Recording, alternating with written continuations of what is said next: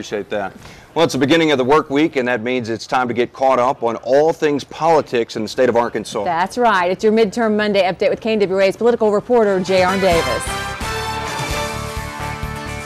Primary elections are 51 days away, which means candidates don't have a whole lot of time left, especially among Republican candidates who number in the thousands.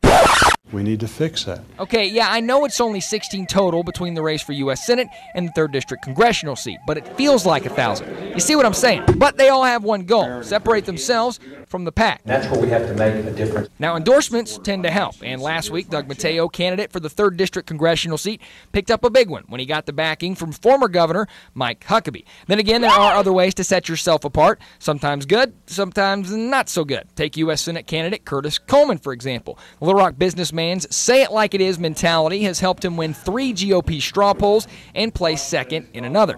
However, a few gaffes along the way may have set him back a bit, like last summer when he said you need a visa and a shot when traveling to southeast Arkansas. Or who could forget his comparison between embryonic stem cell research to that of the Nazi Party? Though the most recent chart-topping gaffe came last week when Coleman publicly questioned President Obama's place of birth, demanding, quote, "The president must produce his birth certificate," end quote. One small problem with the presidential call-out is that it's already been done several times. Factcheck.org put a copy of Obama's birth certificate on their website back in 2008. And yes, if you were wondering, he's an American. To be honest, Coleman would have had more success calling out Lindsay Lohan and the E-Trade baby.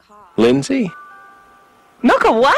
The most recent of polls shows U.S. Senator Blanche Lincoln losing ground to Lieutenant Governor Bill Halter in the Democratic primary for U.S. Senate. Now, the incumbent still leads by 13, 44-31, you can see right there, but those undecided are said to be favoring Halter. Now, as for Republicans in the U.S. Senate race, the top 4 candidates are faring well against both Democrats. That is all but Coleman, who's actually lost ground and losing to Bill Halter by 1. Maybe it was something he said.